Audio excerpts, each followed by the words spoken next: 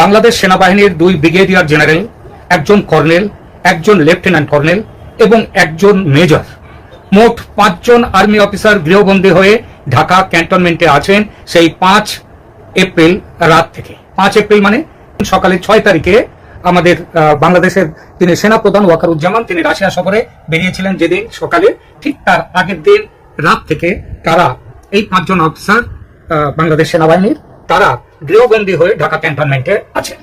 এই খবরটি প্রকাশ্যে নিয়ে আসে বাংলাদেশের কোনো সংবাদ মাধ্যম নয়। এই খবরটি প্রকাশ্যে নিয়ে আসে ভারতের সামান্য কয়েকটি গণমাধ্যম, যার মধ্যে অন্যতম ছিল আমার এই চ্যানেল ক্যালকাটা ডায়ালগস। গতকাল এই বিষয়ে প্রতিবেদন আমার এই ইউটিউব চ্যানেলে দিয়েছিলাম। শুধু খবরটি দেয়া নয়, যারা গ্রেপ্তার হয়েছেন তাদের নাম ও পদমর্যাদা এবং কোন অভিযোগে তারা গৃহবন্দী, কি অভিযোগ ছিল তাদের বিরুদ্ধে সেসবও বলেছিলাম যে সেনার ভেতরে তারা যারা তার দলের সপক্ষে এমন কিছু কাজ করেছিলেন, শুধু দল নয় তার সরকারের সপক্ষে এমন কিছু কাজ করেছিলেন যা বর্তমান অন্তর্বর্তী সরকারের প্রবল বিরোধিতার শামিল। সেই কারণেই তারা গ্রেপ্তার হয়েছেন এবং এই গ্রেপ্তারির অনুমতি দিয়েছিলেন স্বয়ং সেনাপ্রধান ওয়াকারুজ্জামান। মস্কো যাওয়ার আগে তাদের বিরুদ্ধে ব্যবস্থা গ্রহণের নির্দেশনামায় স্বাক্ষর করে তারপর সেনাপ্রধান দেশ ছেড়েছেন। আমাদের খবরের সত্যতা নিয়ে প্রবল প্রশ্ন তুলেছিল বাংলার তুঙ্গে, এটাই ছিল বাংলাদেশি মিডিয়ার অভিযোগ। পরে অবশ্য অনেকেই রীতিমতো ঢোক গিলে মানতে বাধ্য হয়েছেন যে আমাদের দেয়া সংবাদ মিথ্যা ছিল না, কারণ আমরা এই সমস্ত কিছু কারা গ্রেপ্তার হয়েছেন, কখন হয়েছেন এবং কিভাবে কোথায় গৃহবন্দী অবস্থায় আছেন, তাদের বিরুদ্ধে কি অভিযোগ, তাদের নাম, তাদের পদমর্যাদা সব আমি বলেছি আমার আগের ভিডিওতে, ঠিক আগের ভিডিওটিতে। তো আমাদের দেওয়া সংবাদ তাতে প্রমাণ হয় যে আমাদের দেওয়া সংবাদ মিথ্যা ছিল না।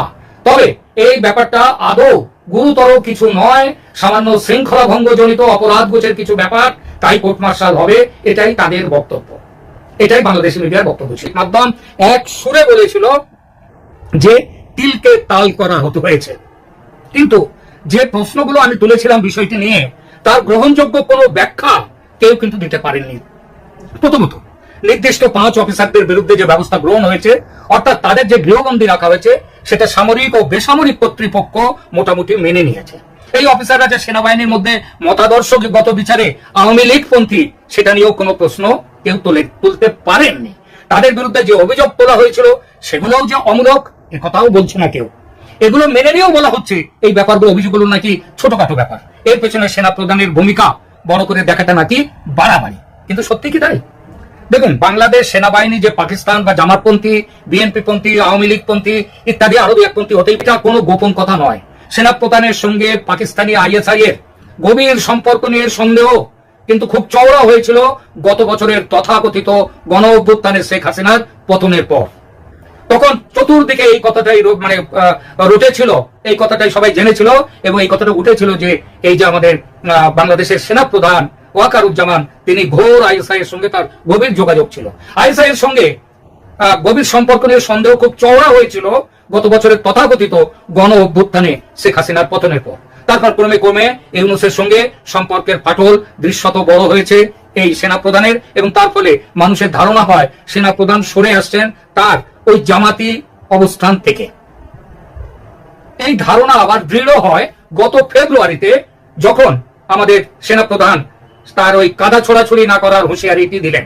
ভারতের সেনাপ্রধানের সঙ্গে তার যে নিয়মিত যোগাযোগ, সেসব খবর বাইরে আসার পর মানুষ মনে করছিল ওয়াকারুজ্জামান এই অবৈধ সরকারের, ইউনূস সরকারের পতন ঘটিয়ে দেশে গণতন্ত্র প্রতিষ্ঠার ব্যাপারে সিরিয়াসলি কিছু ভাবছেন এবং করছেন।